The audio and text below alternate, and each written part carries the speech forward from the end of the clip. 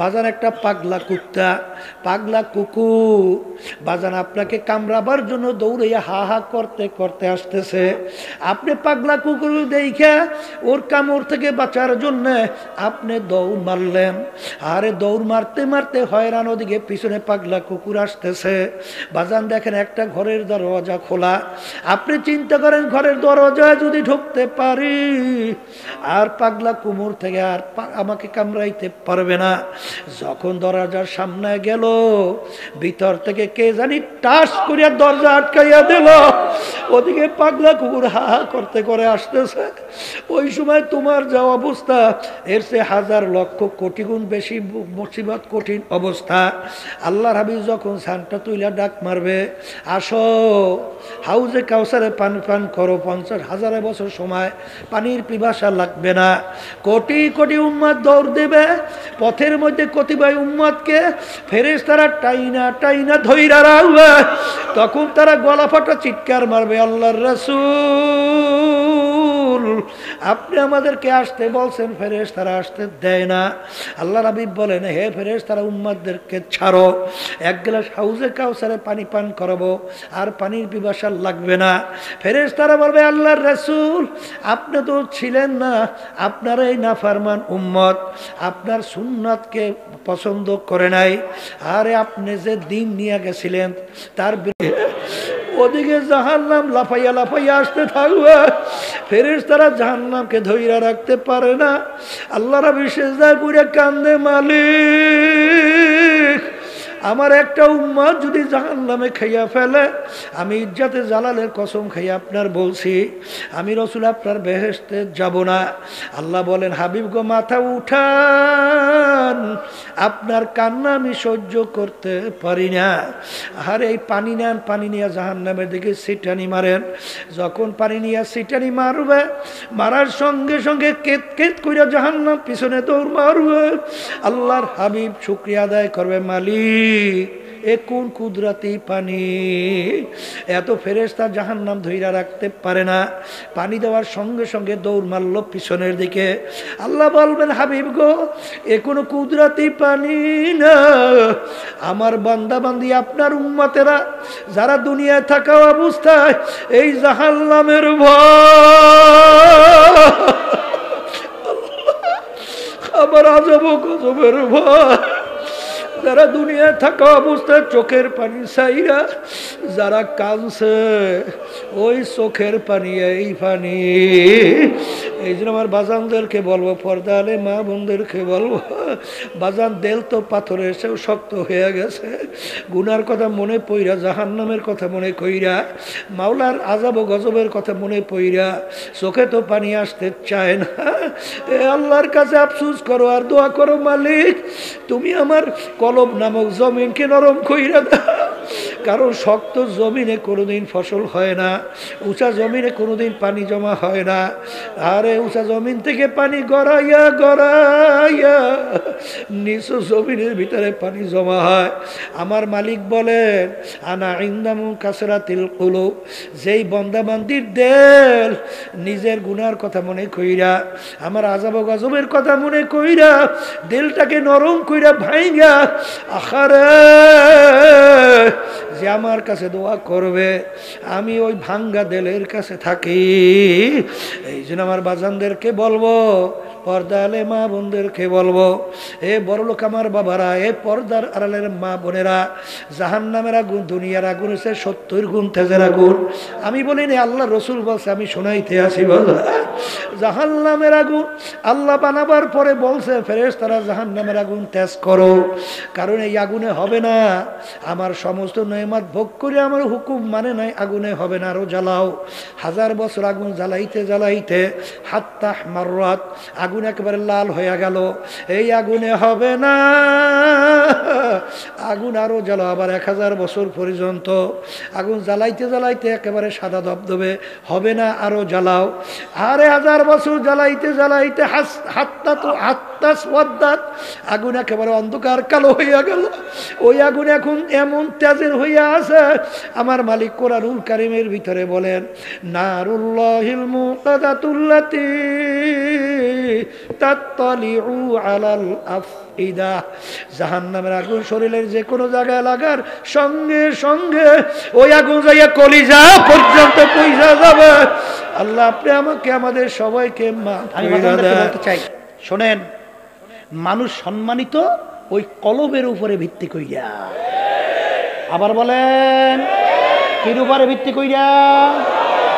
এই যার কলব ভালো সে সব এই আলোচনাও বুঝবে এবং নিজের জীবনকে কোরআন এবং হাদিস অনুযায়ী চালাইয়া এরপরে কবরে যাবে। আর যার কলব খারাপ, আবু জাহিল্লা উতবা সাহেব আবু হারাম মার্কা, এই আবু জাহিল্লা আল্লাহ রাসূল সাল্লাল্লাহু আলাইহি ওয়াসাল্লাম চ্যালেঞ্জ কইরা বলছে, মোহাম্মদ তাকে ঠেকাবে। এই তুমি মোহাম্মদ আল্লাহ রসুল যদি হও, চারটাকে 2 টুকরো করে দেখাতে পারো? আল্লাহর হাবিব আল্লাহর ঘরের সামনে জাবাইলা কুবায়সের উপরে উঠা যখন আঙ্গুল ইশারা করলেন, চার 2 টুকরে 2 দিকে পড়ে গেছে। এখন বৈজ্ঞানিকরা আবিষ্কার করার পরে পাইতে আছে। কিছুদিন আগেও বৈজ্ঞানিকরা মন্তব্য করতেছে, চাঁদের দেশে যাইয়ে দেখে ফাটল ঠিক ওই যন্ত্র দিয়ে পরীক্ষা করার পরে বলতেছে আল্লাহ রসুল সাল্লাল্লাহু আলাইহি ওয়াসাল্লাম যখন ছিলেন তখনই এই সময়ের ফাটল। এবারে নীল আর্মস্ট্রং জানেন, আমেরিকার একজন বৈজ্ঞানিক, তিনি কালিমা পড়ে মুসলমান হয়ে গেছে। এই কথার মাধ্যমে আমি বুঝাতে চাই আমার বাজানদেরকে, কোরআনুল কারীম সত্য না কোনো ভুল টুল আছে?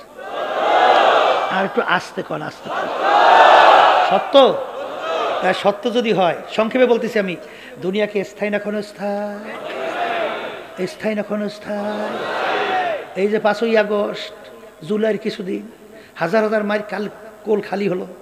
এই আবু সাইদ পরীক্ষা দিল, রেজাল্টও নিয়ে যাইতে পারেনি। আবু সাইদ কি জানছিল যে ওর রেজাল্টও দেখতে পারবে না?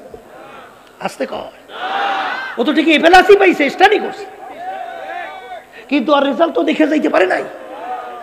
সেদিনকে আমি ঢুকতেছি মুন্সিগঞ্জ, আমার সামনে কিছু আগে না জানি একটু পরে এই একটা বাসাই ইহুদি কয়েকটা গাড়ির উপর মারিয়ে দিয়েছে, 6 জন জায়গায় শেষ। আসলে দুনিয়া কি? আবার বলেন, আর আখেরাত কেমন চিরস্থায়ী? শুরু আছে আর ওই আখেরাতের সম্বল কামাই করার জায়গা কোথায়? আবার বলেন, তাই দুনিয়া কামাই করার পরে যাওয়া লাগবে, এই উদ্দেশ্যেই এই মাহফিলের ব্যবস্থা। আল্লাহ রাব্বুল আলামিনের কাছে এখন দোয়া করতে হবে, মালিক জফুল কালাম আপনার হাতে, দয়া মায়া করে আমাদের দিলকে আপনার মুখী করে দেন। সবাই বলেন আল্লাহুম্মা আমিন। এই আল্লাহর কাছে চাওয়া লাগে না? হেদায়েত কার হাতে? উজানি কারি ইব্রাহিম সাহেব রহমাতুল্লাহি আলাইহি, তাকে একজন প্রশ্ন, হুজুর হেদায়েত আল্লাহর হাতে রাখলেন কেন? হুজুর বলছিলেন, বাজান হেদায়েতের চেয়ে বড় নেয়ামত আর কিছু নাই, আর হতেও পারে না। এই জন্য আল্লাহ রাব্বুল আলামিন তার হাতে এর জন্য রাখছেন, আল্লাহ চায় বান্দাবান্দি আমার কাছে হেদায়েত চাবে, আমি দিয়ে দেব। তাহলে আল্লাহর কাছে হেদায়েত চাওয়া লাগবে, কথা ঠিক না? ঠিক। যদি চাওয়ার মতো চাওয়া যায়, আমার মালিক কি বলছেন? কাউকে মাহরুম করবে না। কি জোরে বলেন? কাউকে মাহরুম করবে না। এই 3 দিন পর্যন্ত বয়ান শুনতেছেন, কি নিয়ে বাড়িতে যাবেন? আগামী বছরও মাহফিল হবে, আবার আসবেন, বহুদূরের কথা। এই জন্য আমার বাজানদেরকে বলবো, দিলের ভিতরে অন্য কোনো খেয়াল যদি থাকে, কোরআনুল কারীম সত্য। এক শ্রেণী আমার বাজানরা আছে আশায় বৈশাতে, যে বিশেষ করে যুবকরা, এরা মনে করতেছে হুজুর এখন যুবক বয়স, তাহলে হুজুর এখন চিত্ত বিনোদনের সময়, এখন একটা আনন্দ ফুর্তি কইরা বুড়ো হইলে ঠিক মতো তাওবা করব, তারপরে কবরে যাব। এদের ব্যাপারে আল্লাহ রাব্বুল আলামিন বলেন, আলহাকুমুত তাকাসুর হাত্তা যুরতুমুল মাকাবির। আরো আরো আরো আরোর কোনোদিন শেষ নাই, হয় নাই। বাংলাদেশের ভিতরে বড় এক ধনী ছিল, বিদেশে যাইয়া চুরি করছে, জানা আছে? বুঝা গেল ওর সম্পদ আরো লাগবে। 5টা বিল্ডিং হয় নাই, আরো লাগবে। 5টা গাড়ি হয় নাই, আরো লাগবে। চেয়ারম্যান হয় নাই, এমপি হওয়া লাগবে। এমপিতে চলে না, মন্ত্রী হওয়া লাগবে, আরো শেষ কবে, কথা কয় না। এখন তাম দুনিয়ার মধ্যে আশরাফুল মাখলুকাত মানুষ, এদেরকে আমেরিকা সহ বদমাইশের দলেরা নিরীহ মুসলমান আমার ভাইদেরকে, মা বোনদেরকে, ছোট বাচ্চাদেরকে বিনা অপরাধে মারতেছে। বাজান কারণ কি? শুধু একটা দেশ পরিচালনায় তৃপ্তি হয় না, তাম দুনিয়ার নেতৃত্ব দেওয়া লাগবে।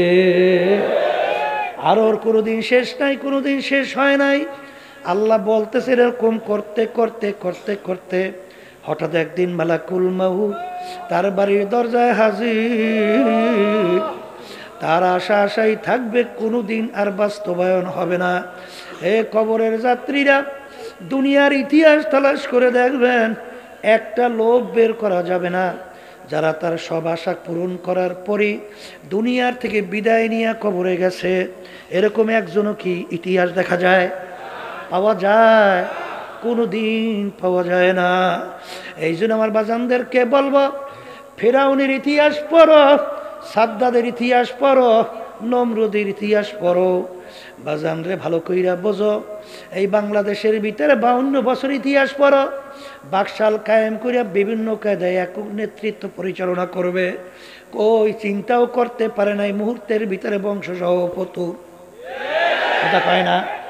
যাদের হুম করে বাংলার জমিন থর থর করে কাঁপত, আজকে তালাশ করে দেখো হাইকোর্টের মাজারের ভিতরে পইরা আছে একজন দিনদার আল্লাহওয়ালা মানুষ। ওদের কবরের কাছেও যায় না, একটু সালামও দেয় না, বরঞ্চ বলে শয়তানটা মরছে, ভালো হয়েছে। এ জোরে বলো, কথা ঠিক না বে ঠিক? তোমাদের এই চিটাঙের মাটিতে ঘুমায় আছেন শাহ আমানত শাহ রহমাতুল্লাহ আলাইহি। তিনি একজন জজের চাপরাশি। জজ ইজলাসে বিচার করত, তার মাথার উপরে টাইনা টাইনা বাতাস করত, জজের খবর নাই। কিন্তু আমানত শাহ রহমাতুল্লাহ আলাইহি তার নাম কিয়ামত পর্যন্ত মানুষ স্মরণ করতে থাকবে। যাইয়া দেখো সিলেট মাজারে ঘুমায় আছে শাহজালাল রহমাতুল্লাহ আলাইহি। যাইয়া দেখো মানুষ তার কবরের পাশে যায়, এমন ভাবে আদব সহকারে যায়, মনে হয় যেন ময়রাও বাদশাহী করতেছে।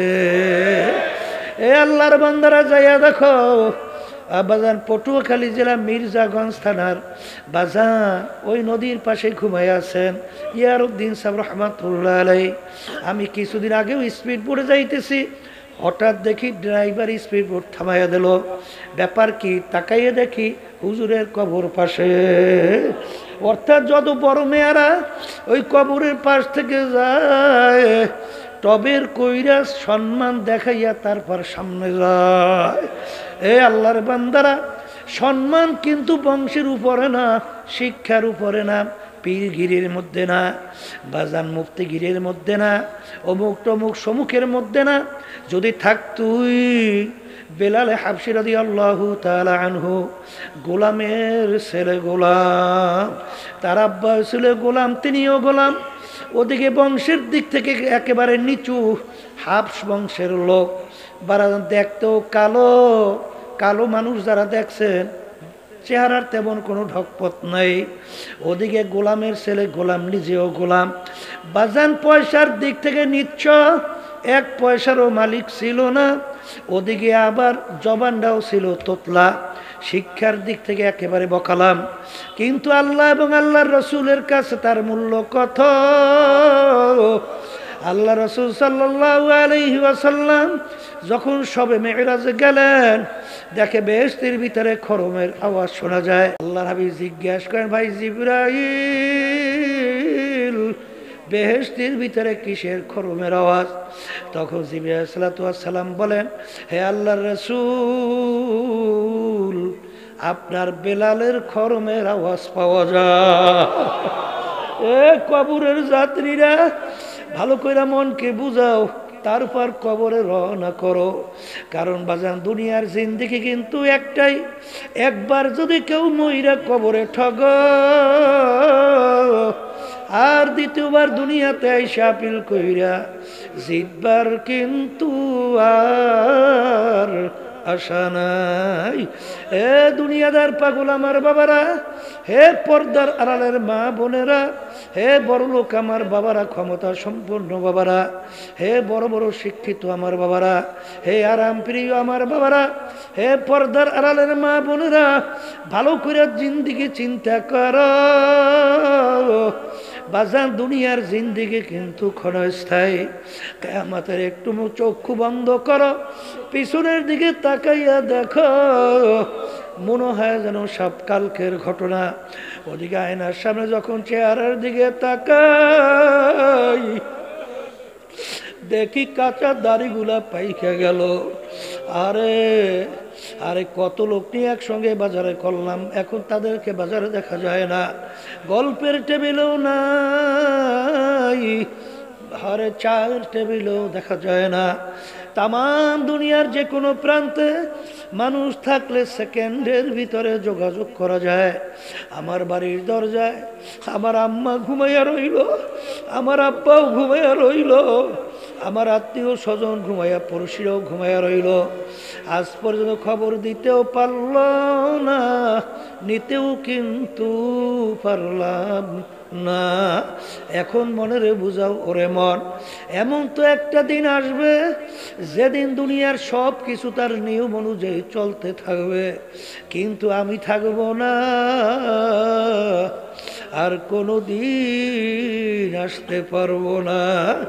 এই জন্য আমার বাজানদেরকে বলবো, পর্দালে মা বোনরা যারা শুনছেন, কিয়ামতের ময়দান একজন আর একজনকে জিজ্ঞাসা করবে, ভাই আমরা দুনিয়ার ভিতরে কতদিন ছিলাম? কাম লাবিসনা। আর একজন উত্তর দেবে, লাবিসনা ইয়াওমান আও বা'দা ইয়াওম, একদিন অথবা একদিনের কিছু অংশ ছিলাম। আর একজন বলবেন না না না, ফাসআলিল আদিন, যারা হিসাব রাখছে তাদের কাছে জিজ্ঞাসা করো, তারা হয়তো বা বলতে পারে। আমার তো মনে হয় আমি ঘরের এক দরজা থেকে ঢুকছি, অন্য দরওয়াজা থেকে বের হয়ে আসলাম, ঢুকলাম বের হইলাম। এইটা হলো দুনিয়ার জিন্দেগি। এরকমই তো বাজান আসলেই বাস্তবতা। আর দুনিয়া মাজরাতুল আখিরা, দুনিয়াটা হলো আখিরাতের সম্বল সম্পদ কামাই করার জায়গা। যারা একবার এই বিষয়টা বুঝছে, দুনিয়ার সম্পদের কোনো মূল্য তাদের কাছে নাই, ক্ষমতার কোনো মূল্য নাই, সম্মানের কোনো মূল্য নাই। বাজান বলকের বাদশা ইব্রাহিম বিন আদহাম রহমাতুল্লাহ আলাইহি, বাজান মুসাফির, রাস্তার ফকির, রাস্তা ঘরের সামনে যাইয়া বলে বাদশার সঙ্গে দেখা করব। বাজান তাকে তো ছাড়তে চায় না। বাদশা বলে ছেড়ে দাও, কোন পাগল মুসাফির দেখি। যাইয়া মুসাফির বলে আসসালামু আলাইকুম ওয়া রাহমাতুল্লাহ। তিনি সালামের জবাব যখন দিলেন, বলতেছে বাদশা রে, আপনার এই মুসাফির খানায় আমি একটু থাকতে চাই। বাদশা মেজাজ গরম, এ বোকা তুই কি বলছো? এইটা হলো আমার রাজ সিংহাসন, স্থায়ী বাড়ি, তুই এইটাকে মুসাফিরখানা বানাইছো, তুই তো আমার ইজ্জত নষ্ট করছো। মুসাফির বলে বাদশা ভুল হইলে মাপ চাই। স্থায়ী বাড়ি কাকে বলে হুজুর? মুসাফিরখানা কাকে বলে? বাড়ির দরজায় ঘর দেখছো, দেখছি, ওইটা হইল মুসাফিরখানা। বলে হুজুর ওইটার পরিচয় কি? বলে রাস্তায় পথিক চলতেছে, সন্ধ্যা হয়ে গেল, অস্থায়ীভাবে রাত্রি যাপন করলো, পরদিন ভোরে উঠতে তার গন্তব্যের দিকে চইলা যায়, অস্থায়ীভাবে আসে যায়, তাকে বলে মুসাফিরখানা। বাসায় স্থায়ী বাড়ি কাকে বলে? যেখানে সব সময়ের জন্য মানুষ থাকে। তখন মুসাফির প্রশ্ন করলো বাদশারে, তাহলে দুনিয়া সৃষ্টির পর থেকে মনে হয় আপনি এই বাড়িতেই আছেন। তখন বাদশা বলে, এ পাগল মুসাফির, না না না, আগে ছিল আমার আব্বা, কলে আপনার আব্বা কোথায় গেল? কবরে। কলে সে কি আসবে না? না, সে কোনোদিন আসবে না। আপনার আব্বাকে কে? দাদা। সে কোথায়? কবরে। সে কি আসবে না? না, সেও কোনোদিন আসবে না। বাদশা, আপনি মনে হয় চিরজীবন থাকবে? না, আমিও চিরজীবন থাকবো না। মানুষ মরণশীল, আমি একদিন দুনিয়ার থেকে বিদায় নিয়ে কবরে যাব। কলে আপনি কি আসবেন? না, আমি আর কোনোদিন আসবো না। তখন মুসাফির বলে, বাদশা রে, আপনি আমাকে বলছেন বোকা, আসলে বড় বোকা তো আপনি। ও বাদশা, আপনার বাড়ির দরজায় মুসাফিরখানা, একবার মানুষ আইসা থাকলে আবার ইচ্ছা কইরে আইসা থাকবার আশা করলে পারে, কিন্তু আপনার এই মুসাফিরখানা থেকে যদি একবার কেউ বের হয়ে যায় আর কোনো দিন আসে না। মুসাফির হাম এহা সবাই, কবর আখের ঠিকানা, কোই আগে রওয়ানা হ্যায়, কোই পিছে রওয়ানা। বলার সঙ্গে সঙ্গে বাদশার চিন্তার পরিবর্তন ঘটে গেল। আমি এই বাদশাই দিয়া কি করব? আমি এই সম্পদ দিয়া কি করব? এই সম্মান দিয়ে আমি কি করব? এ তো দেখতে না দেখতে শেষ হয়ে গেল। এই চিন্তা করে স্থায়ী বাড়ি কামাই করার জন্য ইব্রাহিম বিন আদহাম রহমাতুল্লাহ আলাইহি তিনি নাইমা গেলেন।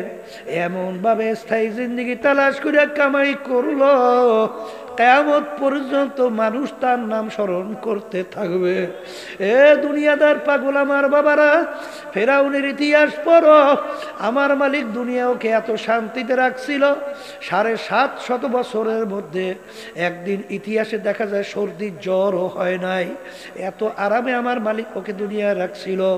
ওর বাড়ির দরজায় এমন একটা গাছ ছিল, যে কোনো রোগের নিয়াত কইরা খাওয়ার সঙ্গে সঙ্গে সমস্ত রোগ ভালো হয়ে যাইত। ফেরাউনের কথায় নীল দরিয়ার পানি ভাটা জোয়ার হতো। নীল দরিয়ার পাশে যে যদি বলতো, হে নদী জোয়ার হও, জোয়ার হয়ে যাইত, ভাটা হও, ভাটা হয়ে যাইত। এই ফেরাউন ওর যখন হায়াতের বেড়া পার করলো, আমার মালিক যখন হায়াতের বেড়া পার কইরা দিল, আমার মালিক ওকে নীল নদীর ভিতরে ফালাইয়া চুবাইয়া চুবাইয়া তারপর মালিক মারছে। ফেরাউনের আজকে অস্তিত্ব পাওয়া যায় না। বাজার নমরুদ মাওলার সঙ্গে চ্যালেঞ্জ করলো, আহারে তার খলিল ইব্রাহিমকে আগুনের ভিতরে ফেলাইলো, একটা ঠ্যাং ভাঙ্গা মশা মস্তকের ভিতরে ঢুকাইয়া এমন জ্বালাপাড়া তৈরি করলো, মাথা আশ্রাইয়া পাশরাইয়া শেষা বেসা কইরা মারলো। নমরুদের পাত্তাও দুনিয়ার ভিতরে নাই। সাদ্দাত মাওলার সঙ্গে চ্যালেঞ্জ করলো, মালিকের সঙ্গে চ্যালেঞ্জ করে বেহেশত তৈরি করলো, ওর বেহেশত মালিকের বেহেশতে যাবে না। কিন্তু বাজান দলে বলে যখন দেখার জন্য গেল, ওদিকে আল্লাহু আকবার, আরে দেখে বেহেশতের দরজায় বুড়া দাঁড়াই আছে। হারে মেজাজ গরম, এই বুড়া কোথার থেকে আসলো? ডাক দিয়া বলে, বুড়াটা কে? বুড়া ডাক দিয়া বলে, সাদ্দাদের, আমি আজরাইল আসছি তোর জান কবজ করার জন্য। শোনার সঙ্গে সঙ্গে শরীরের ভিতরে কম্পন শুরু হয়ে গেল। ভাই আজরাইল, বড় শখ কইরা বেহেশত তৈরি করলাম, একটা নজর দেখার সুযোগ দাও। কথার কথা সালাতু ওয়াস সালাম বলে, ওরে খবিস, তোর এত বড় সাহস! আমার মালিক তোকে সমস্ত নেয়ামত দিয়া তোকে দুনিয়ায় বাঁচায় রাখছিল, আর আজকে ব্রেন দিয়ে আমরা পড়াশোনা করলাম, ব্রেন দিয়া বিভিন্ন রাজনীতি করলাম, ব্রেন দিয়া ব্যবসা বাণিজ্য করলাম, ব্রেন দিয়া সমস্ত কিছু করলাম। এই ব্রেন নেয়ামত কে দান করলো? জোরে বলো, কে কে? আরে কত বড় লোক তার সন্তানদেরকে আমাদের সামনে নিয়ে আসে, দুই চোখের পানি বাইয়া বাইয়া পড়ে আর বলে, হুজুর ওর জন্য একটু দোয়া করে, আমার মালিক ওকে প্রতিবন্ধী বানাইছে। এ নেমু খারাপের দলেরা, আমার মালিক ইচ্ছা করলে তোমাকে আমাকে প্রতিবন্ধী বানাইতে পারতো কি পারতো না? ও ওরে খবিস, আমার মাওলার দেওয়া নেয়ামত বেরেন দিয়া মাওলার সঙ্গে চ্যালেঞ্জ কইরা খোদাই দাবি কইরা মাওলার সঙ্গে চ্যালেঞ্জ কইরা বেহেশত বানাইছো। ওরে খবিস, আমার মালিকের দেওয়া নেয়ামত দিয়া চক্ষু দিয়া দেখছো। আজকেও একটা অন্ধ আমার সঙ্গে দেখা করলো, হুজুর আমি চোখে দেখি না, হুজুর আমার জন্য একটু দোয়া করে। আরে আমার মালিক তোমাকে আমাকে নেয়ামত চক্ষু দান করলো।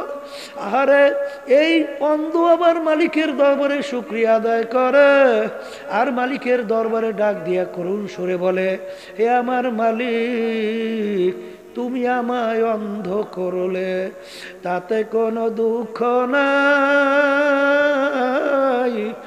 অন্ধকারের মাঝে মালিক তোমায় যেন আমি তালাশ করে পাই। এ নেমুখারামের দলেরা, কত বোবা মানুষ তোমার আমার সামনে আসে, কথা বলতে পারে না।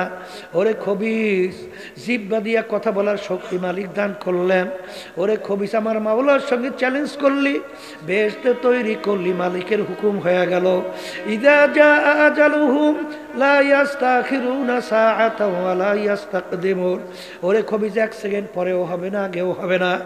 এই কথা বইলে যখন রুহটা টান দিয়া নিয়ে গেল, সাদ্দাদের ধড্ডা জমিনের ভিতরে পইরা রইল। কই ওর মাতুক বাড়ি, কোথায় ওর সরদারি? হে দুনিয়াদার পাগল, আমার আব্বাজান রহমাতুল্লাহ আলাইহি প্রায় উদাহরণ দিয়া বলতেন, বাজার ডাকাইতের দলের সরদার, ওর কত পাওয়ার। ওর দলীয় লোক কোনো অন্যায় করলে অনেক সময় গুলি কইরাও মাইরা ফেলায়, অনেক সময় কত শাস্তি প্রয়োগ করে। ওর মাতুক বাড়ি কতক্ষণ পুলিশের হাতে অ্যারেস্ট হওয়ার আগ পর্যন্ত। যখন পুলিশের হাতে অ্যারেস্ট হইয়া যায়, বুট দিয়া যখন লাইথায় পারায়, ওর হাড্ডি গুডি ভাইঙ্গা ফেলায়, কোথায় যাবে ওর সারগিরি, কোথায় যাবে সর্দারগিরি, কোথায় যাবে ওর সম্মান? এ চক্ষু খোলা দুনিয়া আমার বাবারা। আজকে কেউ পরিচয় দেয় আমি পীর, আমি মুফতি, আমি মুহাদ্দিস, আমি চেয়ারম্যান, আমি মেম্বার, আমি এমপি, আমি মিনিস্টার, আমি জমিদার, আমি সওদাগর, আমি অমুক বংশের, আমি তমুক বংশের, আমি অমুক ডাক্তার, আমি অমুক শিক্ষিত, আমি সভাপতি, সেক্রেটারি, অমুক তমুক সমুক তমুক। এই পরিচয় কয়দিন? যে কয়দিন দুনিয়ার ভিতরে চক্ষু খোলা থাকবে। যদি তোমার আমার বাড়ির দরজায় আমার মালিকের হুকুম অনুযায়ী আজরাইল আলাইহিস সালাতু ওয়াস সালাম সিটি বাজাইয়া বলবে,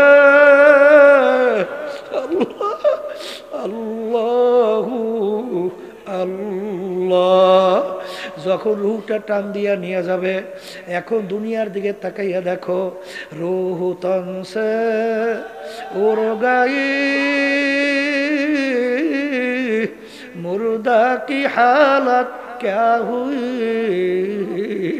এখন তাকাইয়া দেখো, কেউ বলবে না হুজুর ঘুমায় রইছে, পীর সাহেব শুয়ে রইছে, কেউ বলবে না চেয়ারম্যান সাহেব ঘুমায়, কেউ বলবে না এমপি ঘুমায়, কেউ বলবে না প্রেসিডেন্ট ঘুমায়, বলবে প্রেসিডেন্টের লাশ পইরা রইছে, বলবে অমুকের লাশ পইরা রইছে।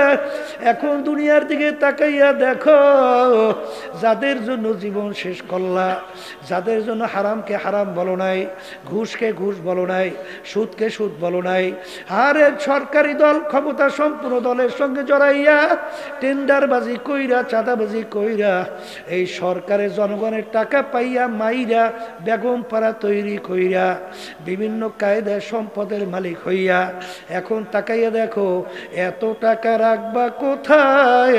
কাপড়ে যে পকেট নাই।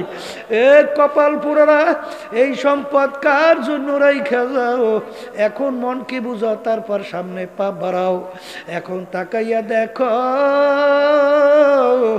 যাদের জন্য জীবন শেষ করলা, এখন তারা তাড়াহুড়া করে, কেউ দৌড়ায় কাপড়ের দোকানে কাপড় কেনার জন্যে, কেউ দৌড়ায় কোদাল নিয়ে কবর করার জন্যে, কেউ দৌড়ায় বাজারে বাঁশ কাটার জন্য, কেউ দৌড়ায় বড়ই পাতে দিয়ে গরম পানি করার জন্য। ওদিকে বাড়ির পাশের মসজিদের মাইকে ঘোষণা হয়, আরে বাড়িওয়ালা নাই রে বাড়ি, নাই রে দুনিয়াতে। এখন তাড়াতাড়ি করো, বেশিক্ষণ থাকলে ফুইলা উঠবে, পয়সা যাবে, গন্ধ হবে। তাড়াতাড়ি করে ঘর থেকে নামায়। কাদের জন্য জীবন শেষ করলা? ফরিদপুর গেছিলাম বাজারে, একজন আমাকে বলে, হুজুর এলাকার ভিতরে এক বড় ধনী হুজুর মারা যাওয়ার পরে যত অন্ধকার হয়ে আসতেছে, ঘরের ভিতর থেকে ডাক দিয়ে বলে, তাকে রাত্রে ঘরে রাখা যাবে না, ছোট ছোট বাচ্চারা মরা লাশ দেখলে ভয় পাই। মসজিদের ভিতর থেকে খাট বের কইরা খাটের ভিতরে উঠাইয়া আরে মসজিদের বারান্দায় সারা রাত্র ফালাইয়া রাখলো। ওর কষ্টের কামাই করা টাকার বাড়ি তাকে জায়গা দেয় না। এ দুনিয়াদার পাগল, কার পাগল হইলা? কার জন্য জীবন শেষ করলা? কোন দুনিয়ার জিন্দেগির পিছনে পড়লা? এ দুনিয়াদার পাগল আমার বাবারা, এরপরেও যদি না বুঝো, মালিক আমার কত ঘটনা বাংলাদেশের মধ্যেও দেখায়।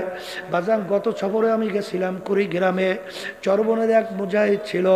বাজান অনেকে ঘুঘু মুন্সি কইয়াটাকে ডাকতো, আসলে নাম ছিল বশির উদ্দিন মুন্সি। বাজান দুনিয়ার থেকে বিদায় নিয়ে কবরে যাওয়ার পরে 32 বছর পরে নদীর ভাঙ্গলে যখন তার কবর ভেঙে গেল, কাপড়ের কাপড় সহ লাশ তাজা বের হইয়া আসছে। 32 বছর পরে জাতীয় পত্রিকায় ছবি সহ দিয়ে দিছিল। কে কে দেখছেন হাত উঠান তো দেখি। দেখে কত মানুষ দেখছেন আল্লাহ। বাজান আমাকে একজন বলে, হুজুর মুখ থেকে কাপড় সরাইয়া দেখছি, ওই যে 32 বছর আগে দাড়ির ভিতরে মেহেন্দি লাগাইছে এখনো লাল চকচক চকচক করতেছে। আমি সেদিন কারো সেই কবর জিয়ারত করে আসছি।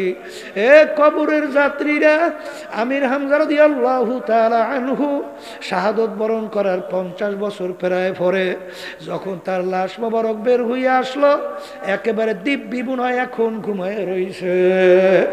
ইরাকের দাজলা নদীর কিনারে 2 জন সাহাবায়ে কেরামের লাশ মোবারক পাওয়া গেছিল 1400 বছর পরে। তাদের চক্ষু ছিল খোলা, এত তেজ ছিল তাকাইলে অনেকে বেহুশ হইয়া পইরা যাইত।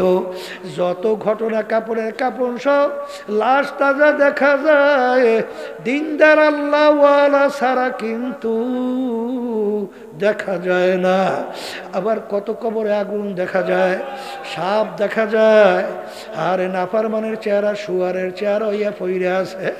যত দুর্ঘটনা মাঝে মাঝে কবরে দেখা যায়, বেনমাজি, হারামখোর, সুদখোর, ঘুষখোর, জুলুমবাজ, মিথ্যাবাজ, আল্লাহর হুকুম নবীর তরিকা অনুযায়ী না চলন্যারা সারা কিন্তু দেখা যায় না।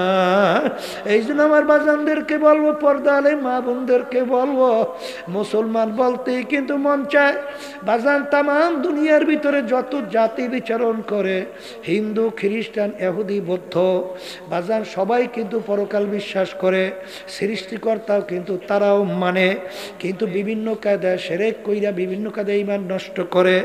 আমরা মুসলমান, আমরা পরকাল বিশ্বাস করি, কিন্তু আমার বাজানদেরকে বলবো, পর্দার আড়ালের মা বোনদেরকে বলবো, আজকে মুসলমান ঘরে জন্মগ্রহণ কইরা খোদা না খাস্তা কিয়ামতের ময়দানে যদি জাহান্নামের শিকল হাতে পায়ে লাগে,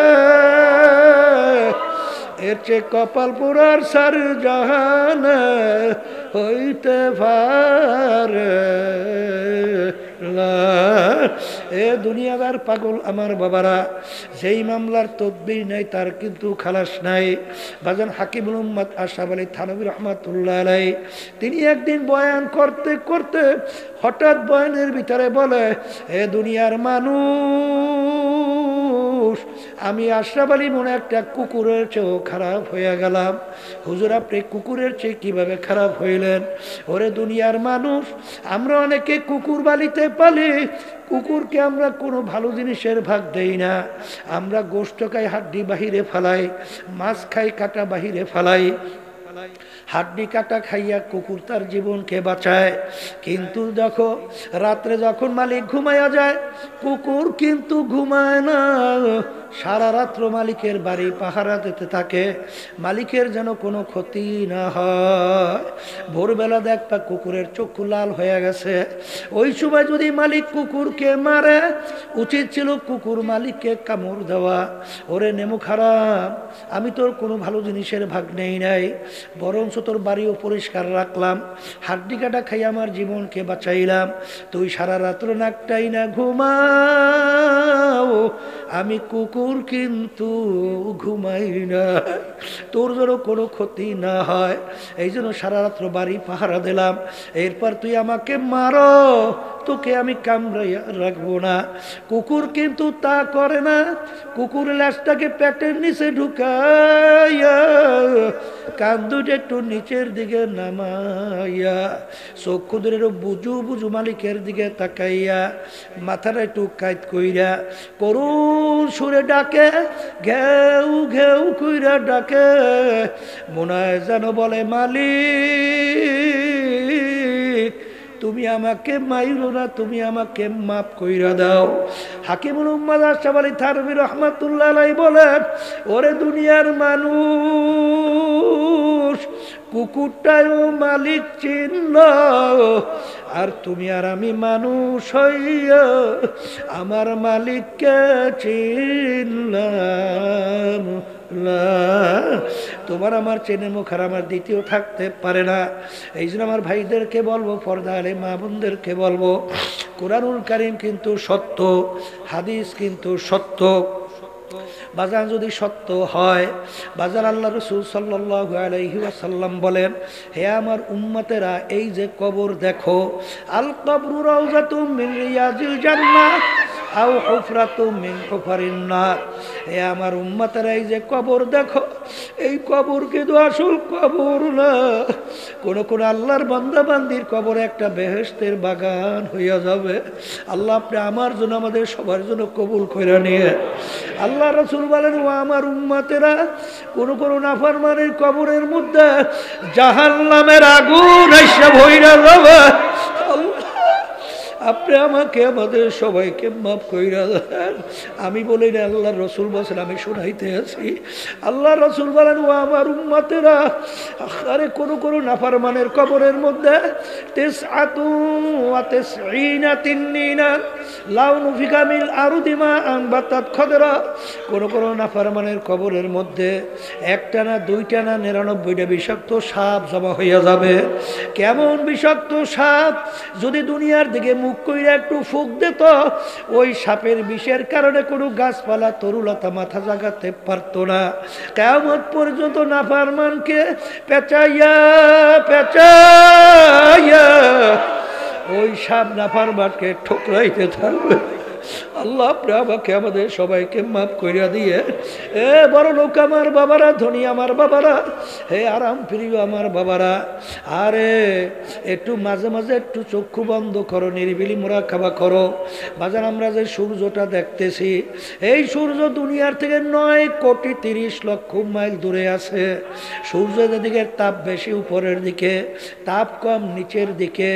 বাজান আরে গরমের দিনে দুপুরের সময় আর জমিনের ভিতরে পানিতে ভরা জমিন, গাছপালা ভরা জমিন, ঘর বাড়িতে ভরা জমিন, 9,30,00,000 মাইল দূর থেকে এই সূর্য যখন জমিনের ভিতরে তাপ দেয়, বাজান আমি তুমি সূর্যের তাপে সহ্য করতে না পাইরা কেউ দৌড়ায় বাড়ির ছায়ার জন্যে, কেউ দৌড়ে গাছতলায় ছায়ার জন্যে। ওই সময় টিনের চালে কাউকে যদি 1 ঘন্টা বাইরে রাখা হয়, মনে হয় আর তাকে জ্যান্ত তালাশ কইরা পাওয়া যাবে না। হে দুনিয়াদার পাগল আমার বাবারা, আল্লাহ রাসূল সাল্লাল্লাহু আলাইহি ওয়াসাল্লাম বলেন, কিয়ামতের ময়দানে আমার মালিক এই সূর্য 1 হাত বা 1.5 হাত মাথার উপর আমার মাওলা উপর কইরা ছাইরা দেবে। কিয়ামতের ময়দানে ঘর নাই, বাড়ি নাই, পানি নাই, ভাগুন নাও কোন জায়গা নাই। আল্লাহ, কিয়ামতের ময়দানটা তামার জমিন হবে, সূর্যের তাপে কিয়ামতের ময়দান পুইরা লাল চামড়ার মতো লাল হইয়া যাবে। আল্লাহ আল্লাহ আরে সেদিন কিয়ামতের ময়দানে 7 প্রকার লোককে আমার মালিক ডাইকা ডাইকা কোনো যেদিন ছায়া থাকবে না, তার স্পেশাল আরশের নিচে ছায়া দান করবে। এর ভিতরে এক প্রকার ওই যুবক, যেই যুবক তার জওয়ানিটা আল্লাহর রাস্তায় কাটাতে পারবে। আল্লাহ আপনি আমাদেরকে কবুল করে দিন আল্লাহ। ওই নাই বিচারক ইনসাফকারী বাদশাহ, যে বাজার সিদ্ধান্ত দেওয়ার ব্যাপারে, বিচার করার ব্যাপারে ইনসাফ রক্ষা করবে। ওই ন্যায় পরায়ণ বাদশাকে মালিক তারা আরো সে ছায়া দান করবে। বাজান হুব্বু ফিল্লাহ বুগজু ফিল্লাহ, যারা দুনিয়ার ভিতরে মোহাব্বত রাখবেও আল্লাহকে রাজি খুশির জন্যে, এবং মোহাব্বত ছাড়বেও কার জন্যে? জোরে বলো কার জন্যে? মোহাব্বত রাখবেও আল্লাহর জন্য, মোহাব্বত ভাঙবেও কার জন্যে? এই প্রকার লোককে আমার মালিক ডাইকা তার আরো সে ছায়া দান করবে।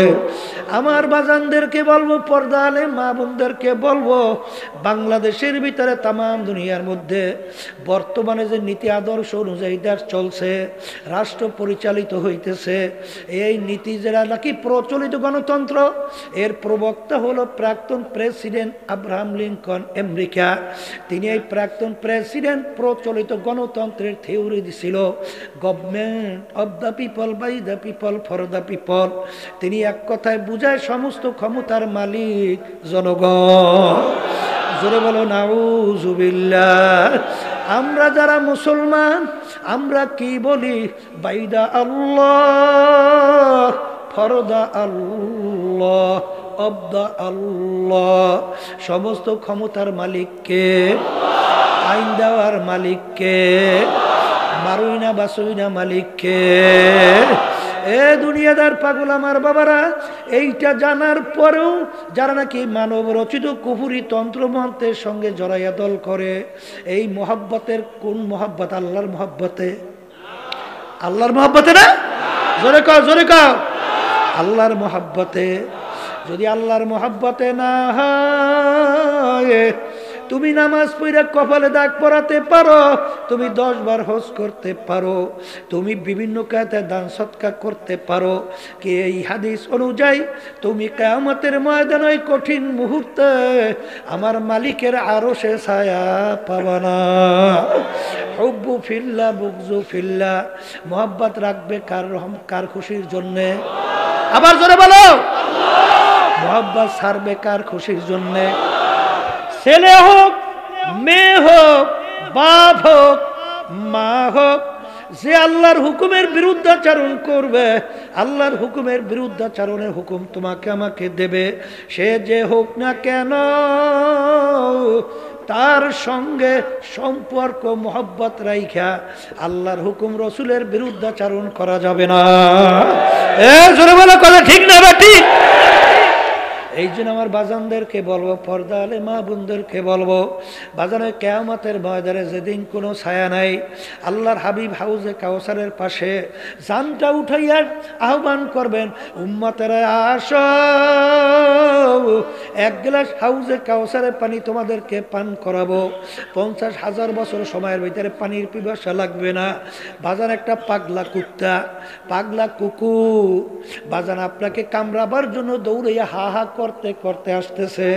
আপনি পাগলা কুকুর দেখে ওর কামড় থেকে বাঁচার জন্য আপনি দৌড় মারলেন। আরে দৌড় মারতে মারতে হয়রান, ওদিকে পিছনে পাগলা কুকুর আসতেছে। বাজান দেখেন একটা ঘরের দরজা খোলা, আপনি চিন্তা করেন ঘরের দরজা যদি ঢুকতে পারি আর পাগলা কুমুর থেকে আর আমাকে কামড়াইতে পারবে না। যখন দরজার সামনে গেল, ভিতর থেকে কে জানি টাস করিয়া দরজা আটকাইয়া দিল। ওদিকে পাগলা কুকুর হা হা করতে করে আসতেছে। ওই সময় তোমার যা অবস্থা, এর সে 1000 লক্ষ কোটি গুণ বেশি মুসিবত, কঠিন অবস্থা। আল্লাহর হাবিব যখন সানটা তুইলা ডাক মারবে, আসো হাউজে কাউসারে পান পান করো, 50,000 বছর সময় পানির পিপাসা লাগবে না। কোটি কোটি উম্মত দৌড় দেবে। পথের মধ্যে কতিপয় উম্মতকে ফেরেশতারা টাইনা টাইনা ধইরা রাখবে। তখন তারা গলা ফাটা চিৎকার মারবে, আল্লাহর রাসূল আপনি আমাদেরকে আসতে বলছেন, ফেরেশতারা আসতে দেয় না। আল্লাহ হাবিব বলেন, হে ফেরেশতারা, উম্মতদেরকে ছাড়ো, এক গ্লাস হাউজে কাউসারে পানি পান করাবো, আর পানির পিপাসা লাগবে না। ফেরেশতারা বলবে, আল্লাহর রাসূল, আপনি তো ছিলেন না, আপনার এই নাফরমান উম্মত আপনার সুন্নাতকে পছন্দ করে নাই, আরে আপনি যে দিন নিয়ে গেছিলেন তার ওদিকে জাহান্নাম লাফাইয়া লাফাইয়া আসতে থাকবে। ফেরেশতারা জাহান্নামকে ধইরা রাখতে পারে না। আল্লাহ রাব্বি সিজদা করে কান্দে, মালিক, আমার একটা উম্মত যদি জাহান্নামে খাইয়া ফেলে, আমি ইজ্জতে জালালের কসম খাইয়া আপনার বলছি, আমি রাসূল আপনার বেহেশতে যাব না। আল্লাহ বলেন, হাবিব গো, মাথা উঠান, আপনার কান্না আমি সহ্য করতে পারি না। আর এই পানি নেন, পানি নিয়ে জাহান্নামের দিকে ছিটানি মারেন। যখন পানি নিয়ে ছিটানি মারবে, মারার সঙ্গে সঙ্গে কেত কেত কইরা জাহান্নাম পিছনে দৌড় মারবে। আল্লাহর হাবিব শুকরিয়া আদায় করবে, মালিক, এ কোন কুদরতি পানি, এত ফেরেশতা জাহান্নাম ধইরা রাখতে পারে না। পানি দেওয়ার সঙ্গে সঙ্গে দৌড় মারল পিছনের দিকে। আল্লাহ বলবেন, হাবিব গো, এ কোনো কুদরতি পানি না, আমার বান্দা বান্দি আপনার উম্মতেরা যারা দুনিয়ায় থাকা অবস্থায় এই জাহান্নামের ভয়, আবার আযাব গজবের ভয়, যারা দুনিয়ায় থাকা অবস্থায় চোখের পানি ছাইরা যারা কাঁদছে, ওই চোখের পানি, এই পানি। এই জন্য আমার বাজানদেরকে বলবো, পর্দা আলে মা বোনদেরকে বলবো, বাজান, দেল তো পাথরে এসেও শক্ত হয়ে গেছে। গুনার কথা মনে পইরা, জাহান্নামের কথা মনে কইরা, মাওলার আযাব ও গজবের কথা মনে পইরা চোখে তো পানি আসতে চায় না। এ আল্লাহর কাছে আফসোস করো আর দোয়া করো, মালিক, তুমি আমার কলব নামক জমিনকে নরম কইরা দাও। কারণ শক্ত জমিনে কোনোদিন ফসল হয় না, উঁচা জমিনে কোনোদিন পানি জমা হয় না। আরে উঁচা জমিন থেকে পানি গড়াইয়া গড়াইয়া নিচু জমিনের ভিতরে পানি জমা হয়। আমার মালিক বলেন, আনা ইনদামু কাসরাতিল কুলুব, যেই বান্দাবান্দির দিল নিজের গুনার কথা মনে কইরা, আমার আযাব ও গজবের কথা মনে কইরা, দিলটাকে নরম কইরা ভাইঙ্গা, আখারে যে আমার কাছে দোয়া করবে, আমি ওই ভাঙ্গা দিলের কাছে থাকি। এই জন্য আমার বাজানদেরকে বলবো, পর্দা আলে মা বোনদেরকে বলবো, এ বড়লোক আমার বাবারা, এ পর্দার আড়ালের মা বোনেরা, জাহান্নামের আগুন দুনিয়ার আগুন হচ্ছে 70 গুণ তেজের আগুন। আমি বলিনি, আল্লাহ রসুল বলছে, আমি শোনাইতে আসি। বল, জাহান্নামের আগুন আল্লাহ বানাবার পরে বলছে, ফেরেশতারা জাহান্নামের আগুন তেজ করো, কারণ এই আগুনে হবে না, আমার সমস্ত নেয়ামত ভোগ করে আমার হুকুম মানে নাই, আগুনে হবে না, আরো জ্বালাও। 1000 বছর আগুন জ্বালাইতে জ্বালাইতে হাত্তা মাররাত, আগুন একেবারে লাল হয়ে গেল, এই আগুনে হবে না, আগুন আরো জ্বালাও। আবার 1000 বছর পর্যন্ত আগুন জ্বালাইতে জ্বালাইতে একেবারে সাদা ধবধবে, হবে না, আরো জ্বালাও। আরে 1000 বছর জ্বালাইতে জ্বালাইতে আগুন একেবারে অন্ধকার কালো হইয়া গেল।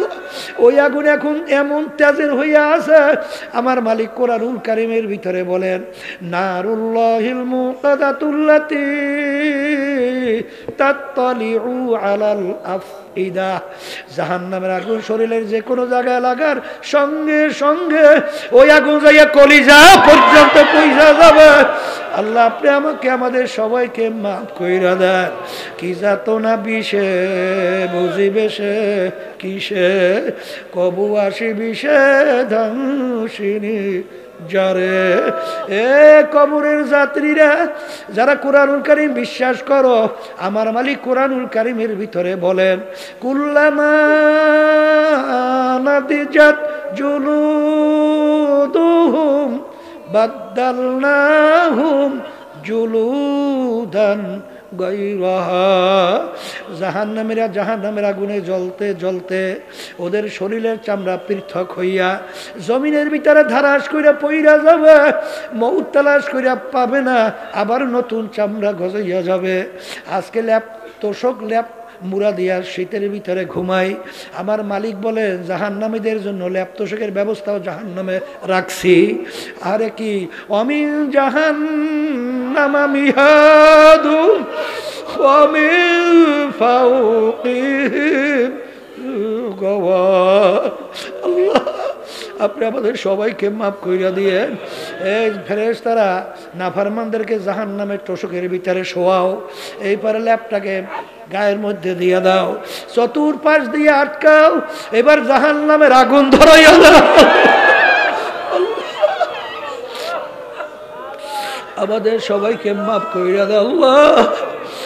আল্লাহ, আপনি আমাদের সবাইকে মাফ কইরা দেন। আমার বাজানদেরকে বলবো, পর্দা আলে মা বোনদেরকে বলবো, কবরে কিন্তু কোনো দলাদলি নাই। কেউ যদি কবরে পরিচয় দেয় আমি চরমনাইয়ের মুরিদ, এই পরিচয় কিন্তু কবরে চলবে না। আমি অমুক পীরের মুরিদ, আমি অমুক দলের লোক, আমি অমুক বংশের অমুক শিক্ষিত, এই পরিচয় কিন্তু কবরে চলবে না রে বাজান। তোমার কবরে তুমি যাবা, আমার কবরে আমি যাব। তোমার কবরের প্রশ্নের উত্তর তুমি দিবা, আমার কবরের প্রশ্নের উত্তর আমি দেব বাজান। আল্লাহ আল্লাহ, কবরে কিন্তু সবার জন্য প্রশ্ন তিনটা, মান রব্বুকা ওয়া মা দীনুকা ওয়া মান নাবিয়ুকা। এই তিন প্রশ্নের ভিতরে কোথাও কিন্তু নাই তুমি চরমনাইয়ের কিনা, তুমি সারসিনার কিনা, তুমি জৈনপুরের কিনা, তুমি সমন্বয়কদের নাগরিক কমিটি কিনা, আরে তুমি আওয়ামী লীগের কিনা, বিএনপি কিনা, তুমি তাবলিগ কিনা, তুমি কুরাইশ বংশের না সৈয়দ বংশের, তুমি চৌধুরী বংশের না তালুকদার বংশের, তুমি শিক্ষিত না অশিক্ষিত, সুন্দর না কালো, এই পরিচয় কিন্তু কবরে নাই। আল্লাহর হাবিব সাল্লাল্লাহু আলাইহি ওয়াসাল্লাম তার কলিজার টুকরা ফাতেমা রাদিয়াল্লাহু তাআলা আনহা, তাকে কবর দেওয়ার পরে আবু যার গেফারি রাদিয়াল্লাহু তাআলা আনহু কবরকে লক্ষ্য করে বলতেছিলেন, হে কবরে মাটি সাবধান, বেয়াদবি কইরো না। গর্বে কাকে রাখছি জানো?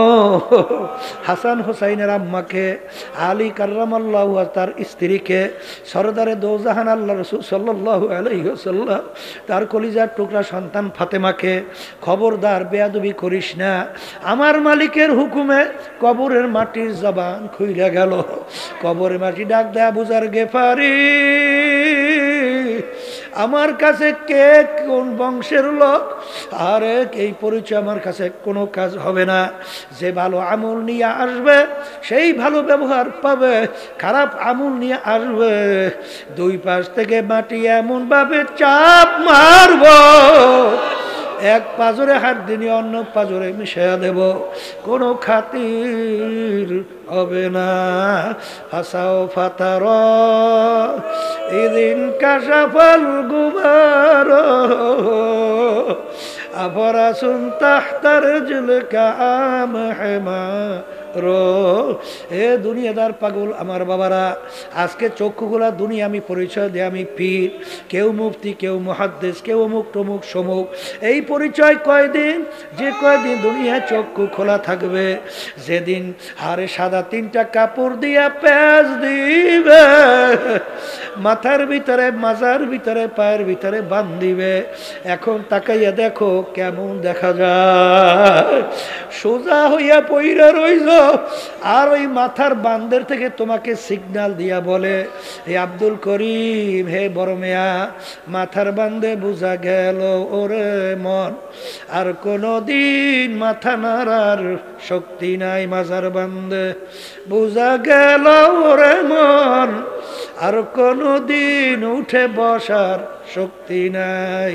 পায়ের বান্দে বুঝা গেল রে মন, আর কোন দিন হেঁটে চলার শক্তি নাই। আমার বাজানদেরকে বলবো, পর্দালে মা বোনদেরকে বলবো, মুসলমান বলতেই কিন্তু মন চায় গুনার থেকে ফেরবে, নেকের কাজ করবে, চোখে পানি নিয়া আল্লাহর হুকুম নবীর তরিকা অনুযায়ী চলবে, তারপর কবরে রওনা করবে। কিন্তু বাজান শয়তান এবং নাফস তোমার আমার পিছনে থাইকা দুনিয়াকে চাকচিক্যময় কইরা তোমার আমার সামনে উপস্থাপন করে। আল্লাহ বলছেন এমনভাবে উপস্থাপন করে তোমাদের দিল মন সেদিকে ঝুঁকা যায়। এর থেকে বাঁচার জন্য বলে আমার মালিক তোমাকে আমাকে হুকুম করছেন ওয়াকুনু মা'আস সাদিকিন। আমার বাজানদেরকে বলবো, বাজান চরমোনাই টরমোনাই বুঝি না, যেখানে গেলে দিনার দিন আমাদের ঈমান মজবুত হবে, নেকের কাজ ভারী হবে, গুনার থেকে ফিরতে পারবো, আল্লাহর হুকুম নবীর তরিকা অনুযায়ী চলতে পারবো, এরকম জায়গায় যাইয়া তওবা কইরা মাওলার পাগল হইয়া কবরে যাও। আল্লাহুম্মা আমিন। এই ঘরের মেয়ে লোকেরা হাত উঠা, গুনার কথা মনে করো,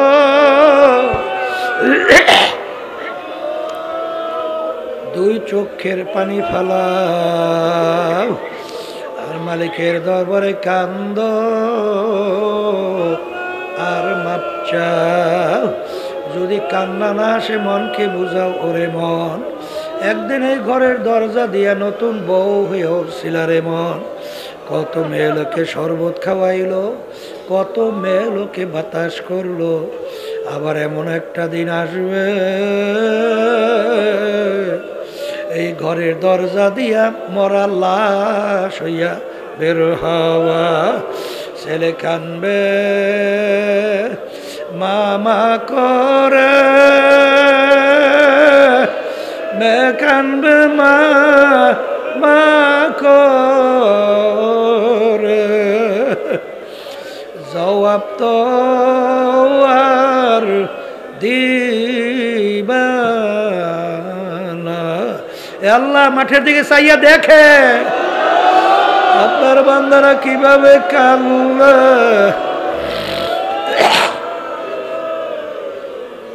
মালিক আমাদের ছেলেও মরে নাই, মেয়েও মরে নাই, গুনাহ করে বসছি রে, মাফ করে দেন গো মাওলা, মাফ করে দেন। দুই চোখের পানি ফেলাই কান্দেন, কান্দে। মালিক দয়া মায়া করে আপনাদেরকে মাফ করেন। আল্লাহ মাফকে হেদায়েতের জরিয়া বানাইয়া দিয়েন। আল্লাহ আল্লাহ হককে আমাদের কাছে হক হিসেবে প্রকাশ করে দেন, বাতিলকে বাতিল হিসেবে প্রকাশ করে দেন। আমাদের সবাইকে হকের পক্ষে থাকার তৌফিক দান করেন। সুবহান রাব্বিকা রাব্বিল ইজ্জাতি আম্মা ইয়াসিফুন ওয়া সালামুন আলাল মুরসালিন আলহামদুলিল্লাহি রাব্বিল আলামিন। একটা পাখি রুমাল দেন, একজন আরেকজনের গায়ের সঙ্গে হাত লাগিয়ে তওবা করেন। আর আমাকে সার্জিজ আসছে, আর ওরা আসছে সার্জিক আপনাদের সামনে একটু দোয়া নেবে। এই হাত লাগান, একজন আরেকজনের গায়ের সঙ্গে হাত লাগান। পর্দালে মা বোনরা যারা আছেন তারাও নিয়াত করেন। মুমিনদের সাথে আমরা তওবা করতেছি, আল্লাহ আপনাদের নিয়াতকে কবুল করুক। শোনেন, এখানে আমরা যারা আছি সবাই কিন্তু মন চায় গুনার থেকে ফিরে নেকের কাজ কইরা কবরে যেতে মন চায় কি চায় না? কথা বললেন না। বাড়ি রাস্তাঘাটে বাজারে যাওয়ার পরে এই অবস্থা কিন্তু আর থাকতে চাবে না। এই জন্য আল্লাহ রাব্বুল আলামিনের হুকুম, তোমরা সাদিকিন বান্দাদের সঙ্গী হও।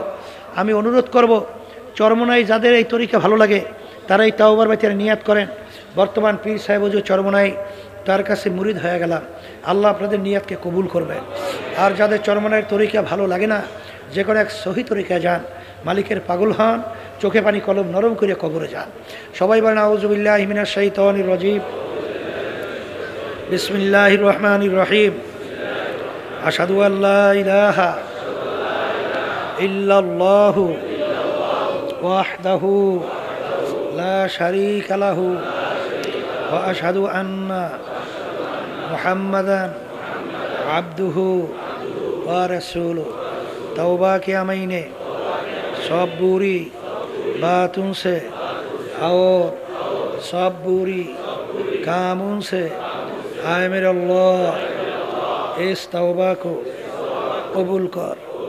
और बयात किया मैंने ऊपर तरीक़ा सिश्तिया, साबरिया, कदरिया, नक्शबंदिया, मुजद्दिया के ऊपर हाथ फ़कीर सैयद मोहम्मद रज़ाउल करीम के खलीफा मरहूम हज़रत मौलाना सैयद मोहम्मद फजलुल करीम साहिब के आए मेरे अल्लाह इस तरीक़ा की नेमतों मेरे नसीब कर। और जमात में रसूलुल्लाह सल्लल्लाहु अलैहि वसल्लम के मेरे हशर कर। आमीन। শোনেন, মাহফিল শেষ, আগামী দিন ফজর পর আল্লাহ যদি কবুল করে আমি আবার বয়ান রাখবো, এরপর আখি মুনাজাত হবে। শোনেন, এই তরিকা মুরিদ হইলে হবে না, 5 ঔষধ আছে, রোগ হইলে ঔষধ না খাইলে ভালো হয় না।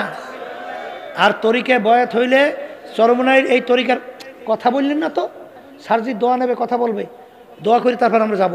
কষ্ট হইতেছে একটু না? আচ্ছা, আল্লাহ হেফাজত করুক। শোনেন, এই 1 নম্বর সকাল সন্ধ্যা আল্লাহর জিকির, 2 নম্বর আল্লাহ ওলি কিতাব পড়া। অনেকে নবেল নাটক নাস্তিকদের বই হইয়া দেল পাথরের মতো শক্ত হয়েছে। আল্লাহ ওলি কিতাব পড়লে শক্ত পাথরিয়া দেল মোমের মতো গইয়া যায়। আব্বাজান দাদাজান আল্লাহ ওলি কিতাব নিয়ে এই পিছনেই মুজাহিদ প্রকাশনের ব্যানার লাগাই বসা আছে, ওখানে অনেক কিতাব পাবেন।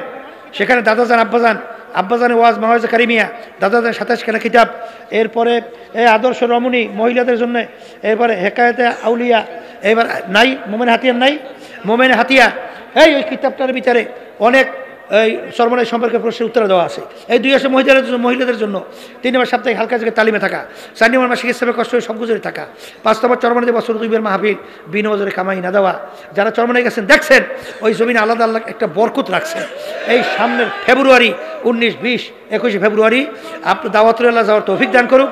আর এই কার্ডটা দাদাজান আব্বাজান করে গেছিলেন, বরকতি কার্ড। যারা ব্যবসায়ের ক্যাশ বাসী নিয়ে রাখেন, আল্লাহ ব্যবসা বরকত দেবে। যারা ব্যবসায়ের ঘরে নিয়ে রাখেন, আল্লাহ বিভিন্ন বিপদ আমাদের হেফাজত রাখবে। সবাই নেবেন না, যারা বছরে যে কোনো এক সময় 5 চাউলের মূল্য চরণী মাদ্রাসা লিল্লা বোর্ডিং যাবে তারাই নেবেন। এখন সার্জি একটু দোয়া হবে, তারপরে দোয়া হবে, কথা বলবেন না। পরে আখেরি মোনাজাত হবে। কারো জন্য জীবনের শেষ মাহফিল হতে পারে। নিঃশ্বাসের কিন্তু বিশ্বাস নাই, সেকেন্ডের কোনো ভরসা নাই। আমার আব্বাজান রহমাতুল্লাহি আলাই চরমনাইয়ের জমিনে ঘুমায় আছে। আমার আব্বাজান বলতেন যে অনেকের কানে দিনে মাহফিলে দাওয়াত পৌঁছার পরেও অনেকে না আসার কারণ হিসাবে বলতেন বুঝের অভাব। আর বুঝের ব্যাপারটা কিন্তু কলবের সাথে সম্পর্ক, কথা ঠিক না? ওমর ফারুক রাদিয়াল্লাহু তাআলা আনহু তিনি কিন্তু প্রথম অবস্থায় কাফেরদের অন্তর্ভুক্ত ছিল না। কাফেরদের ভিতরে মিটিং হয়েছিল যে আল্লাহ রসুল সাল্লাল্লাহু আলাইহি ওয়াসাল্লাম তার মাথা মোবারক কে কাইটা নিয়ে আসতে পারবে, নাউজুবিল্লাহ, তাকে 100 লাল উট পুরস্কার দেওয়া হবে। কেউ সাহস পায় না।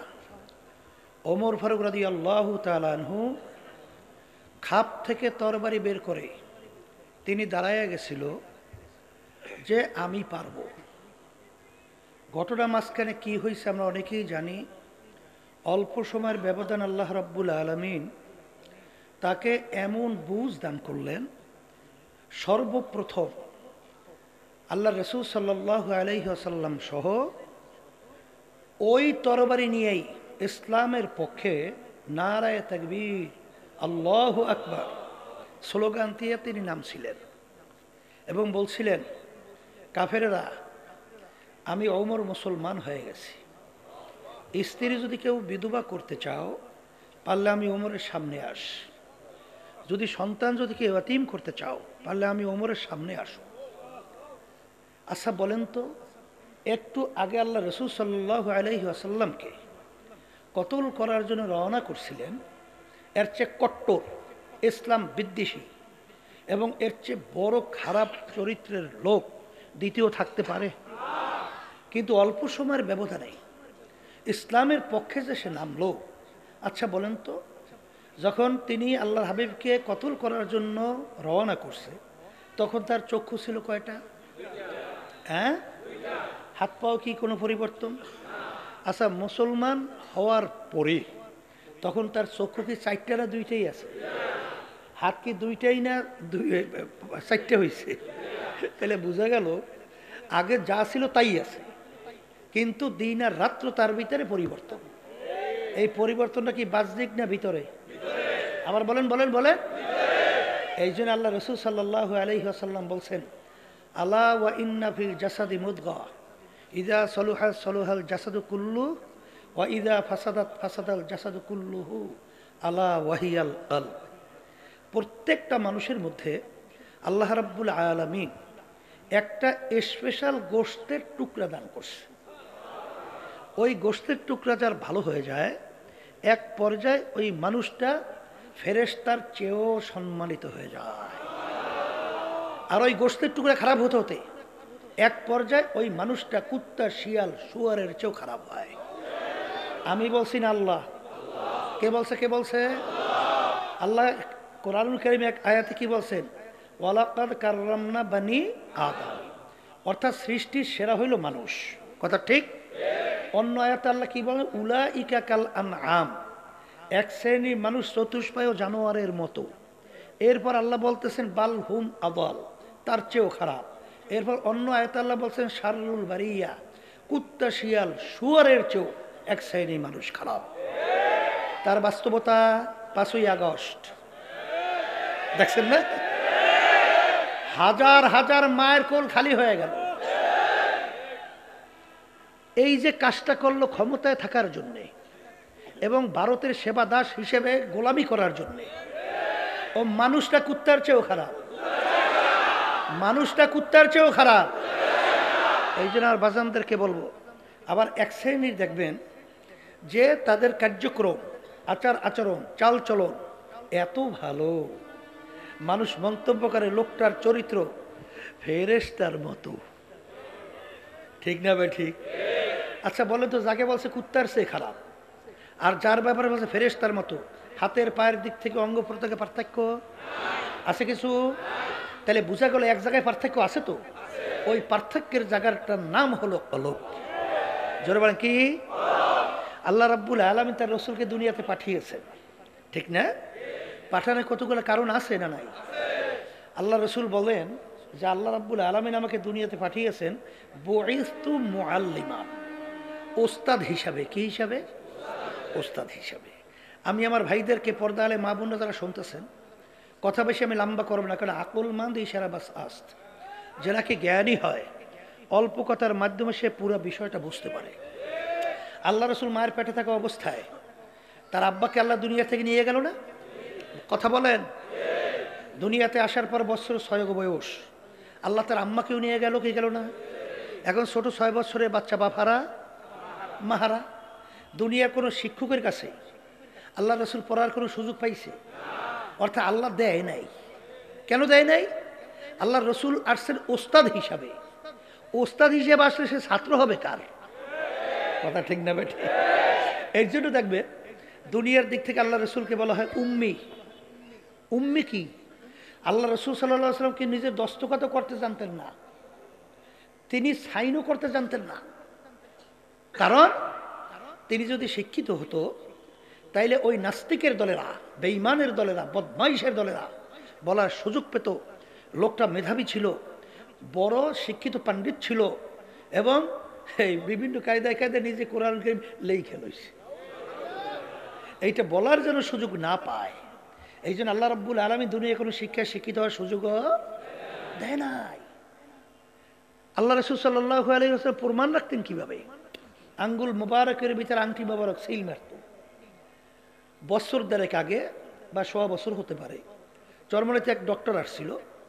আল্লাহ রাসূল সাল্লাল্লাহু আলাইহি ওয়াসাল্লামের পক্ষ থেকে ওই যে চিঠি লেখছে, সেই চিঠির ভিতরে যে তিনি আংটি দিয়ে সিল মারছিল, সেই সিল সহ চিঠিটা আমার জন্য হাদিয়া হিসাবে নিয়ে আসছে।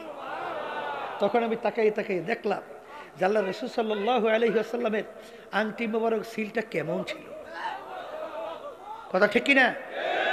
এই যারা মানুষ যাদের কলব ভালো তারা কিন্তু বুঝবে, আর যাদের কলবটা কুত্তার চেয়েও খারাপ, শুয়ারের চেয়েও খারাপ, আবু জাহালের চেয়েও খারাপ, তারা কিন্তু আমাদের আলোচনা বুঝবেও না, গুরুত্বও দেবে না, সেই অনুযায়ী জীবনকে চালাবেও না। তারা শুধু বুঝবে খাওয়া বাসা, খাওয়া বাসা, খাওয়া বাসা, খাওয়া বাসা। কি জোরে বলেন? কথা ঠিক না বেঠিক? তাই যেই কথা বলতে চাইছিলাম, আল্লাহ রাসূল সাল্লাল্লাহু আলাইহি ওয়াসাল্লামের উপরে 30 পারা কোরআনুল কারীম নাযিল হলো। ছোট চটি বই না, 30 পারা। তার শুরুতে আল্লাহ চ্যালেঞ্জ করে বলছেন যালিকাল কিতাব লা রাইবা। এই যে কিতাব দেখো, কোনো ভুল সন্দেহ নাই। যাদের একটু জ্ঞান আল্লাহ দান করছে তারা চিন্তা করবে কোরআনুল কারীম নাযিল হলো কোথায়? আল্লাহ রসুলের উপরে। আল্লাহ হাবিব জন্মগ্রহণ করছিলেন কোথায়? আরবে। এই আরবের মানুষেরা কোন ভাষী? আরবি ভাষী। তাহলে কোরআনুল কারীম নাযিল হলো কোন ভাষায়? তাহলে কোরআনুল কারীম তারা বসতো, এই কথা ঠিক? আচ্ছা, তখন কে চ্যালেঞ্জের আয়াত ছিল না? তারা কি ভুল বের করতে পারছিল? ওদিকে লম্বা আমি আলোচনায় যাব না। যখন কাফেরের দলেরা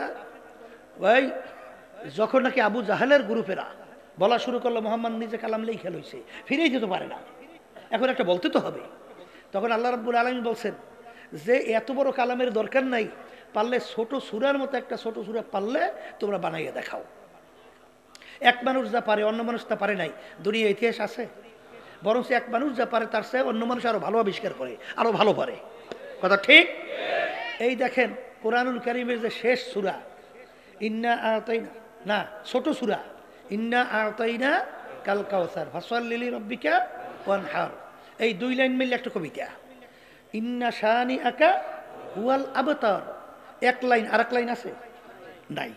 তখন তারা চিন্তা করতেছিল লাইনের সাথে লাইন মিলাবে। কবি সম্রাট ইমরুল কায়েস তার কাছে যখন নিয়ে গেল, দাও মেসরা মিলে দে, মেসরা মানে পংক্তি। তাই কালাম কি মানুষের না আল্লাহ? মানুষের মিলাবে কিভাবে? যখন মিলাইতে যায় দেখে কোনো দিক থেকে এর সঙ্গে মেলা, ফাসাদ মেলা লাগে, বালাগাত মেলা লাগে, সব মেলা লাগবে না, নাহলে তোর সঙ্গে মিলবে না।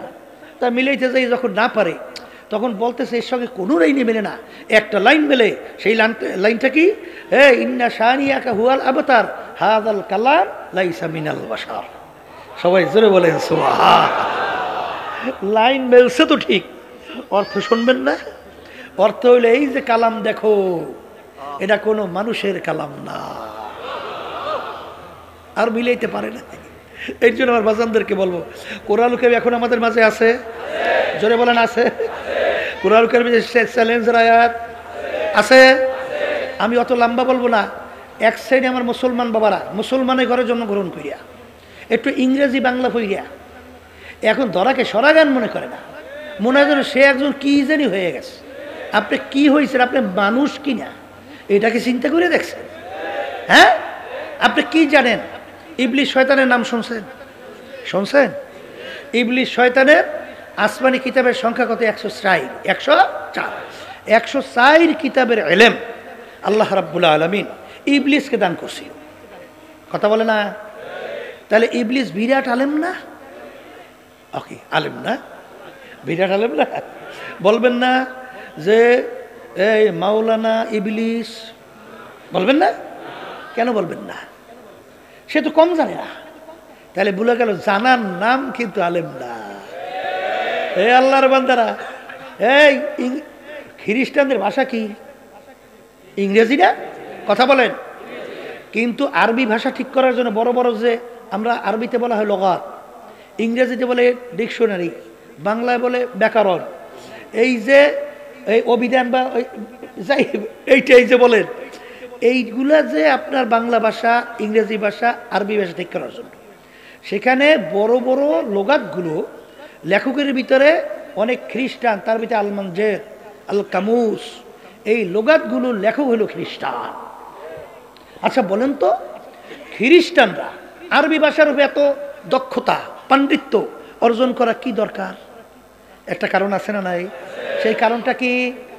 যালিকাল কিতাব লা রাইবা ফি, এই যে চ্যালেঞ্জ, এর ভিতরে কোনো ভুল সন্দেহ নাই। ওরা তালাশ করে দেখছে ভুল বের করা যায় কিনা, পারছে? আমি আসতে বলছি, আপনারা ওটা আসতে বলেন, পারছে? পারে নাই। এই 1500 বছর হয়ে গেল, ইসলামের সাথে দুনিয়া থেকে কম গেছে না বেশি গেছে? এখন বর্তমানে বাংলাদেশে তো নাই, বাংলাদেশেও আছে। এই বাংলাদেশে অভাব নাই, নাহলে শিক্ষা সিলেবাসের ভিতর থেকে ইসলামী শিক্ষা উঠাইয়া দিয়া সেখানে মুসলমানদের ইতিহাস মিথ্যা পাঠ্যসূচির ভিতরে ঢুকাইয়া আমাদের ভবিষ্যৎ প্রজন্ম মুসলমান সন্তানদেরকে নাস্তিক বানাবার যে চেষ্টা করলো, ওগুলো সব নাস্তিকের দল। কিসের দল? সব নাস্তিকের দল। কথা ঠিক কিনা? এর অভাব নাই। তা যেই কথা বলতে চাইছিলাম, কোরআন কারিমে এখনো চ্যালেঞ্জ আছে। শোনেন, আমি আমার বাজানদেরকে সংক্ষেপে বলি, মনে করছেন আমরা হুজুরেরা কিছু বুঝি না? সব আপনারা খাজুরেরা বুঝছেন। একটু দাঁড়াই দাঁড়াই প্রস্তাব করেন আর মনে করেন মহাপণ্ডিত বুদ্ধিমান। আসলে আপনি মানুষই না। মানুষ পশুর ভিতরে পার্থক্য কি? হ্যাঁ, গরুর খাওয়া দরকার নাই? মানুষের? গরুর বিবি বাচ্চা মানুষের? এই মানুষের আরামায়েশ? পশুর রোগ ব্যাধি মানুষের হয়? পশুর? তাহলে মানুষ পশুর যে পার্থক্য কি? বরঞ্চ কোরআন কারীমে আল্লাহ বলেন মানুষকে আমি বানাইছি দুর্বল কইরা, আর পশুকে আমি বানাইছি অন্য অন্য সব সবল কইরা। তা দেখবেন যখন ছোট একটা বাচ্চা জন্ম হয়, ও কোথায় মায়ের দুধ কিভাবে খাইতে হয় এইটা তালাশ করে পায়? খাইতে জানে? বরঞ্চ মুখের ভিতরে দুধ দিলেও গেলতেও জানে না, সর্বপ্রথম ওই মুখের থেকে বাইয়ে বাইয়ে পইরে যায়, ঠিক কিনা? ওদিকে 2-2.5 বছর হয়েছে, সবাই মতো একটু হাঁটে, ঠিক না? আর ওদিকে একটা গরু বাচ্চা হয়েছে, 1 ঘন্টা যাইতে না যাইতে লাফাই দাঁড়াই যায়। কোন জায়গায় মায়ের দুধ তালাশ করে বের করে। এরপর দুধ যদি ওলানোর ভিতরে শক্ত হয়ে যায়, মাথাতে ঠুস মাইরা এরপর বের করে খায়। কি সবল না দুর্বল? একটা মানুষ হায়াত পায় কত বছর? 100 বছর বয়স পর্যন্ত মানুষ এই মজলিসে আছে কিনা আমার সন্দেহ। কি কথা ঠিক? আর একটা গুল সাপ, ওর নাকি হায়াত প্রায় 750 বছর। একটা সাপের নাকি হায়াত প্রায় 250 বছর। এই একটা কাশ্মীর নাকি হায়াত প্রায় 350 বছর। হায়াতের দিক থেকে মানুষ দুর্বল, পশু? আবার বলেন বলেন বলেন। আমরা মানুষ আলোতে দেখি, অন্ধকারে দেখি, কিন্তু এক শ্রেণী পশু পাখি আলোতেও যেরকম দেখে, অন্ধকারেও দেখে। সেদিক থেকে সবল আমরা। আমাদের চোখের একটা পাওয়ারের সীমা আছে, এরপর আর দেখি না। কিন্তু এক শ্রেণীর ওই যে রাজহাঁস দেখছে, ওর চোখে দেখি এত পাওয়ার, রাডার যেখানে ফেল করে রাডারে বাইরে যে ওর চোখ কাজ করে। ওর চোখের পাওয়ার কত? আপনার চোখের আমার পাওয়ার সীমিত না? কথা বলেন। শক্তির দিক থেকে, খাওয়ার দিক থেকে এখানে কে আছেন 5 কেজি গোশ এক বৈঠকে খাইতে পারেন? কে কে আছে 5 কেজি গোশ খাইতে পারবে? আমাদের বরিশালে বলি যে ওই খাওয়ার একটা হলে হামদান। হামদান বলছেন খাই হলো, এর হাঁটা তো দূরের কথা, এখন চাঙ্গের মধ্যে কান্দের মধ্যে নিয়ে নেওয়া লাগে, মানে হাইটে যাইতে পারে না। ও খায় না, ও এইরকম 5 কেজি খাইতে পারে। আর একটা বাঘের নাকি দৈনিক খোরাকি 17.5 কেজি গোশত।